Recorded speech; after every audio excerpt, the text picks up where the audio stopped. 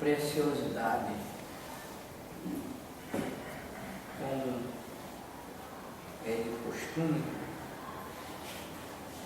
nesse dia, quarta-feira, falarmos a respeito desta fonte fecunda de sabedoria inesgotável. Esse livro de Carlos Bernardo, Os Investigadores da Alma e do Espírito, 5 séculos de pesquisas. E hoje, para o nosso deleite racionalista e alegria racional, vou falar esse termo, até porque para falar de coisas nobres e grandiosas como essa é realmente uma alegria, uma satisfação, né? E que deleita-nos a alma, o espírito, o ser todo. E não só nós falamos, como todos vocês, ouvintes, tanto do âmbito físico como do âmbito metafísico. Basta saber que a nossa assembleia ela é inteiramente espiritual. Que bom que todos tivessem a capacidade de ver, né, o número dessas criaturas do âmbito invisível e sente essa mesma satisfação, essa mesma alegria, esse mesmo deleite, esse frescor intelectual ao ouvir esta obra muito bem arrumada, muito bem preparada, né? Onde se denota aqui uma capacidade intelectual do autor muito grande. E é isso que nos preenche, nos entusiasma, né, em falar deste livro. E esta noite eu falo como deleite da casa de Charles Roy Forte. Nasceu na cidade de Albany, Estados Unidos, em 1874 e desencarnou a 3 de março de 1932, sofrendo de cegueira e fraquezas progressivas em um hospital de Nova York. Durante toda a infância, Forte sofreu intensos castigos físicos de seu pai, o que o fez detestar qualquer tipo de autoridade. Sua revolta o preparou para uma vida de questionamento da autoridade e dos dogmas. Aos 18 anos, deixou sua casa para viajar de carona pelo mundo, para, segundo ele, acumular capital no banco da experiência. Um dia, Forte gabava-se de suas viagens para um vizinho idoso e acamado, mas este não se impressionou. Ele também havia viajado em sua juventude. Disse, porém, que foi apenas quando se viu confinado naquele quarto que começou a valorizar suas experiências.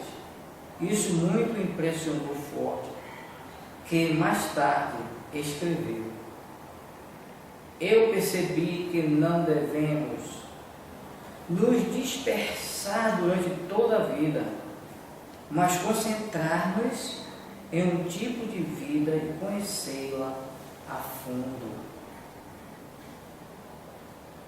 E foi o que ele fez durante 35 anos até desencarnar.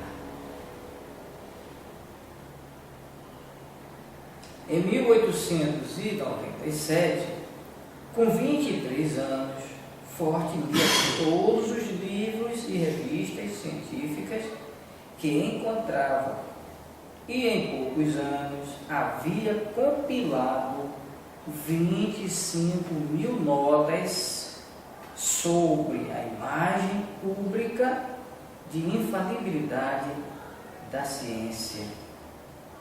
Acabou queimando-as, porque não eram o que ele desejava. Continuou com o que ele chamava de sua grande viagem. Lemos os mais importantes jornais e revistas científicas do mundo e tomando notas em pequenos pedaços de papel, numa taquigrafia espremida, inventada por ele. E em 1915 já possuía dezenas de milhares de notas e começou a escrever 2 livros. Um tinha o título de X e explorava a ideia de que a vida na Terra fora controlada pelos fenômenos ou seres de Marte. O outro intitulava-se Y, e foi neste que Forte apresentava indícios da existência de uma sinistra civilização no Polo Sul. Numa carta ao influente escritor americano Theodore Drexel, seu amigo, Forte comentava: pelo menos por uma coisa você deve me agradecer. Não comecei com a letra A. Então Forte teve um golpe de sorte. A morte de um tio que lhe deixou uma herança suficiente para que tivesse, sem se preocupar, com o ganha-pão diário. Aborrecido com o desinteresse dos editores por seus inusitados livros, Forte queimou os manuscritos de X e de Y e imediatamente começou uma terceira obra a partir de sua fabulosa coleção de notas. Drexel interessou-se pelo novo trabalho, o livro dos malditos, e convenceu seu editor a publicá-lo. Quando o livro apareceu em 1919, a maioria dos críticos não sabia o que dizer.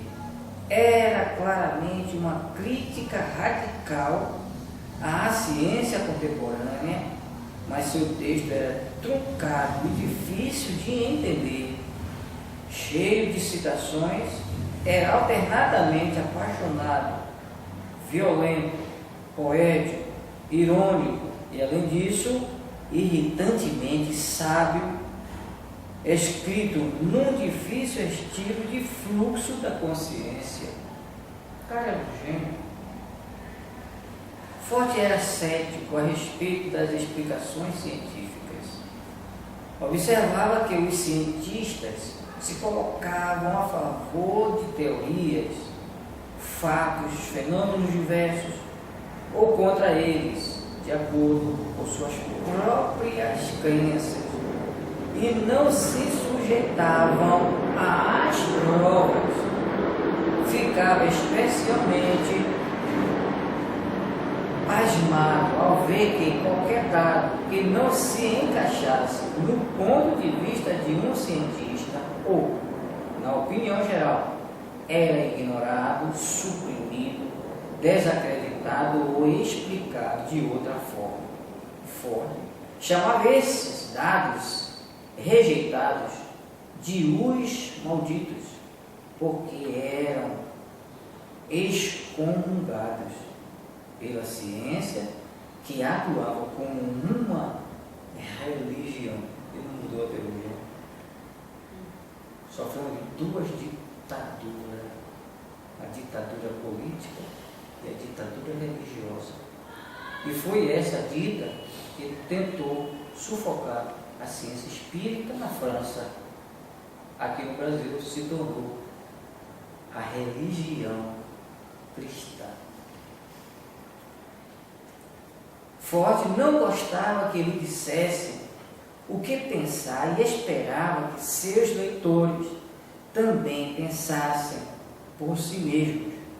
Sua técnica favorita era enunciar os fatos cruamente e depois criticá-los de acordo com sua validade e utilidade. Então, apresentava o caso ou a explicação de um especialista, opondo a esta algumas de suas teorias fantásticas, baseadas exatamente nos mesmos fatos. Deixava a cargo dos leitores a opção de acreditar ou rir. Por exemplo, em toda a sua obra expressou dúvidas em relação à teoria da evolução de Darwin. Os gênios não aceitam essa nem de brincadeira, essa teoria de Darwin. E no livro dos Malditos, antecipou em 40 anos as premissas de Van Daniken sobre antigos astronautas, refletindo sobre os estranhos rochedos vitrificados na Escócia. Imaginou que havia sido fortalezas destruídas numa antiga guerra espacial. Acho que somos uma colônia, escreveu ele, e elaborou seu pensamento. Houve uma época em que este planeta era uma terra de ninguém, explorada e colonizada por outros mundos que lutavam entre si por sua posse. Mas agora a terra é o domínio de alguma coisa que afastou todos os outros. Em talentos selvagens, postulou: tenho agora uma teoria de que os homens não evoluíram por si mesmos, deixando de ser animais inferiores, mas em tempos remotos, um ser humano de algum outro lugar apareceu na Terra, e muitos tipos de animais tomaram como modelo, passando a imitar sua aparência de forma rude e grotesca. Por isso é que hoje os gorilas do Congo e os de Chicago são meras caricaturas, enquanto o resto de nós somos imitações razoáveis de seres humanos. Que teoria ousada essa, né não? No ano seguinte, o da publicação de O Livro dos Malditos, Ford entrou em depressão. Novamente queimou suas notas, que chegavam a 40.000, e rumou para Londres. Não podia conter seu júbilo diante do volume de material que havia no Museu Britânico. Nos 8 anos seguintes, retomou sua grande viagem. Diversas vezes, a cada passo alargando seus horizontes, descobrindo novos assuntos e correlações,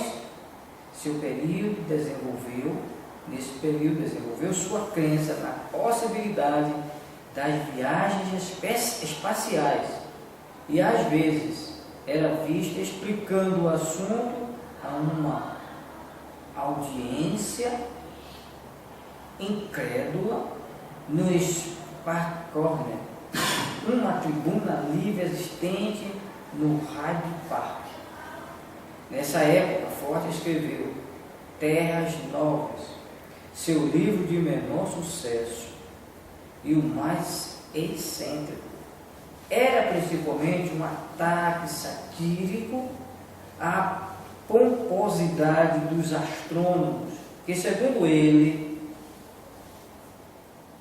guiavam-se por uma nuvem de bobagens durante o dia e um pilar de tolices à noite. Em 1929, Ford e sua mulher voltaram para Nova York, e ele começou a trabalhar em Ló. Terminou seu último livro, Talentos Selvagens, que tratava das habilidades psíquicas ou ocultas dos seres humanos. Em 1932, sofrendo de cegueira e fraqueza progressiva. Algumas semanas depois, a 3 de março de 1932, foi internado num hospital e desencarnou poucas horas mais tarde. Fez anotações quase até o fim. A última delas dizia simplesmente: é difícil barbear-me, tenho o rosto descarnado. Em 1931, um ano antes da morte, Dreyse e outra romancista organizaram uma reunião para lançar a Sociedade Fortuina. Forte não ficou de modo algum surpreso, mas recusou a presidência da sociedade. Na verdade, havia objetado a uma tal organização muitos anos antes. Em 1926, respondendo ao escritor de ficção científica Edmund Hamilton, que constatara o grande número de pessoas que haviam lido as obras de Forte e desejavam seguir suas ideias, este escreveu: não me parece provável que cheguemos a nos organizar. O grande problema é que a maioria das pessoas interessadas são as que nós não queremos. Espiritualistas, fundamentalistas, pessoas que se revoltam contra a ciência não porque discordem do seu teor de mitificação, mas porque os cientistas se opõem a elas ou não as apoiam. Não obstante, Tyler fundou a Sociedade Fortiana, que teve grande sucesso em seus primeiros anos. Mas como Tyler defendesse ideias cada vez mais extraordinárias, por exemplo, a de a Terra ser plana, a sociedade e o seu jornal, titulado Dúvida, desapareceram com sua morte. Isso em 1959.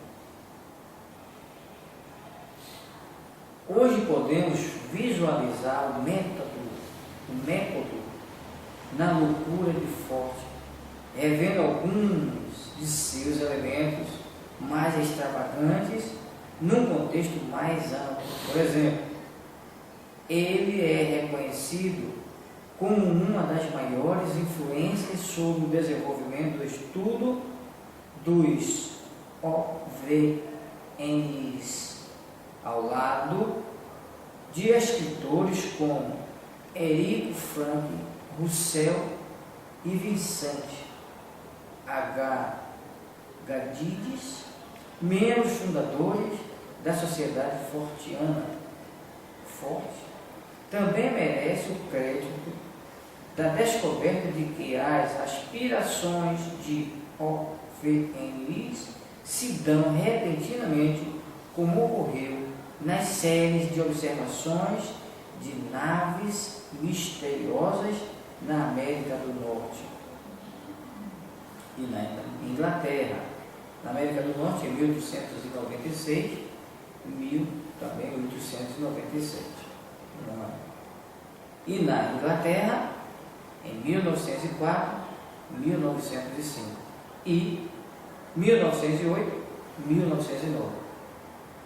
Naquele tempo, nenhuma aeronave conhecida poderia igualar a incrível velocidade. O projeto ou as poderosas luzes dos misteriosos engenhos. Foi esse trabalho de base que permitiu aos primeiros estudiosos de OVNIs prosseguir na investigação de onda de meteoros semelhantes e mísseis, depois chamados de foguetes fantasma, e foram vistos por toda a Europa Ocidental e do Norte em 1946. Sabe do que eu me refiro, né? A Guerra Mundial. Em terras novas, Forte supõe que, se houvesse seres extraterrestres com tecnologia mais avançada que a nossa, eles poderiam projetar sua imagem sobre a Terra. Se considerarmos a história dos fenômenos de aparição, não poderiam ser essas visões. Perguntava Forte: seres e objetos que vinham visitar esta terra, não de uma existência espiritual, mas do espaço exterior, apesar de ser intencionalmente provocativa, essa passagem antecipa as dimensões psicológicas, psíquicas e parafísicas das experiências de contatos imediatos que ocorrem hoje. Outra contribuição fundamental de Forte às teorias contemporâneas é sua noção do teletransporte como uma força primária de distribuição de matéria, objetos e formas de vida por todo o universo. O seu conhecimento literário, do espiritualismo, estava ciente dos fenômenos de aporte, objetos que se materializam na sala de sessões. Acreditou que isso estava relacionado com o aparecimento e o desaparecimento de pessoas, coisas e animais, os misteriosos deslocamentos e voos de objetos, geralmente durante trânsitos, e os fenômenos de coisas e animais que caem do céu em circunstâncias improváveis. Forte cunhou o termo teletransporte para descrevê-los quando escrevia o Livro dos Malditos, e acreditava que fosse essa uma das forças básicas da natureza que apenas havia distribuído as formas vivas entre os planetas, mas realmente transformara os materiais que os compunham e modelara seu meio ambiente. Essa época, primeiras, disse Forte, essa força deveria estar em extrema atividade, mas à medida que a matéria e a vida se distribuíram proporcionalmente entre os mundos habitáveis, estabelecendo-se em seus novos lares, houve menos necessidade dessa força. Finalmente, segundo ele, tornou-se apenas um vestígio atingido o esmo, o fragor de ilhas se afundando, o estrondo dos continentes se erguendo, e então o humor cósmico disso tudo, a força que um dia criou as montanhas rochosas, agora atira seixos de alguns fazendeiros perto de Trenton, em Nova Jersey. O que mais fascinava Forte era a atuação dessa força de teletransporte na esfera das criaturas vivas. Entendia que as chuvas de peixes e sapos explicavam-se como se eles fossem sugados de onde existiam em abundância até um ponto distante do céu, de onde passavam a cair, para quem não conhece, isso é novidade. Há relatos, inclusive do livro de Bernardo, ele narra isso, em que chovia, né? Caía chuva de peixes, de rãs, em determinados locais. E isso inculcava, né? De onde vinha tanto peixe, toda rã. Caía como chuva. E ele já dava essa explicação, né? Essa também seria a explicação para a súbita aparição de animais em locais distantes de seus habitats naturais, ou o surgimento de peixes numa lagoa recém-escavada na primavera de 1921.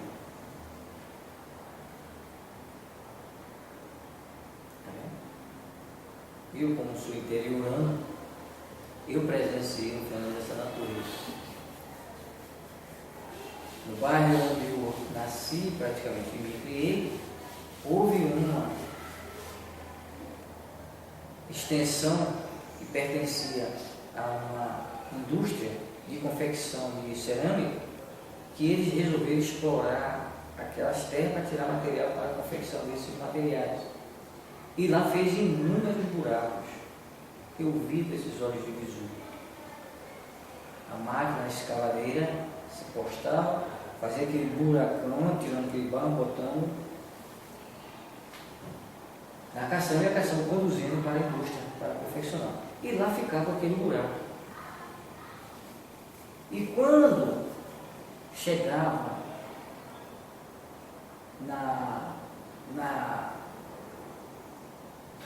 na região úmida, começava a minar aquela água. Aí a máquina se afastava, que não tinha mais condição de acabar aquele barco e sair seco. É aquela lagoa, aquele buraco, ficar com uma porção de água. No decorrer do tempo, a gente pescava peixe ali dentro. Agora eu pergunto, quem levou aqueles peixes para ali? Eu vi isso várias vezes, em vários buracos que fui cavado lá. Esse lugar existe até hoje, certo? Fizeram, depois que extraiu todo esse material, fizeram inundações lá, jogando em tudo, lixo, e hoje é um local residencial, tem inúmeras casas instaladas nesse lugar. Não tem mais esses buracos. Né? Aí se pergunta, e a gente fazia esse questionamento, eu fazia esse questionamento nessa época, de onde é que vem esses peixes? Como é que vem parar aqui? E a gente pegava mesmo o peixe aí. E comia mesmo. Aqueles peixes chamados camboatá. E tem um outro peixe chamado dele. Dava esse lugar. Interessante. E dava também camarão. E pegava camarão também. Interessante, né? No período de 2 anos, quando estava com cerca de 50 anos, Ford escreveu uma série de 4 cartas para o Nova York Times, mas quais afirmava que seres alienígenas estavam patrulhando os céus, mas elas foram consideradas absurdas. Quando ele morreu, o mesmo renomado jornal, em seu obituário, chamou de inimigo da ciência, o que Ford provavelmente não estranharia de pessoas que nunca tentaram entendê-lo, mas sua reputação sobrepôs-se à opinião do Time. Hoje muitos veem Charles Ford como um visionário e um profeta, mas poucos dos que o estudaram poderiam refutá-lo completamente. Estas considerações sobre a vida e a obra de Charles Ford resultaram dos estudos e pesquisa de Bob Shard, aproximadamente 50 anos após a desencarnação de Charles Roy Ford. Destaca-se em Londres, Inglaterra, o trabalho de Robert J.M. Richard, nascido na Índia em 1945. Segundo o pesquisador Philip Van Putten, na revista Planeta número 203, entre as importantes contribuições para os estudos fortianos, figura um livro sobre OVNIs para crianças, com o seu amigo João Michel. Lançou 2 obras intituladas Fenômenos, um livro de maravilhas e maravilhas, isso é, viventes, mistérios e curiosidades do mundo animal. E com parceria com Richard Kelly, escreveu Fotografias do Desconhecido, uma interessante coleção de imagens que retratam fenômenos paranormais incomuns. Em homenagem a Charles Ford, criou a revista Fortean Time, que mantém, com a colaboração de Paul e Science, uma coluna em 1973 e 1983. O periódico é editado com 70 páginas. Robert Bichard reuniu em seus arquivos indícios e fatos referentes às mais diversificadas aberrações desta nossa estranha realidade. Há registro de casos de poltergeist, civilizações perdidas, monstros terrestres e aquáticos, fantasmas, personalidades excêntricas, combustão humana, chuva de sangue, maldição, etc. O estranho pesquisador alimentava a missão de algum dia criar um instituto fortiano para prover recursos para pesquisas sérias em todos os campos do paranormal. Este sonho é compartilhado por seu companheiro de trabalho, Paul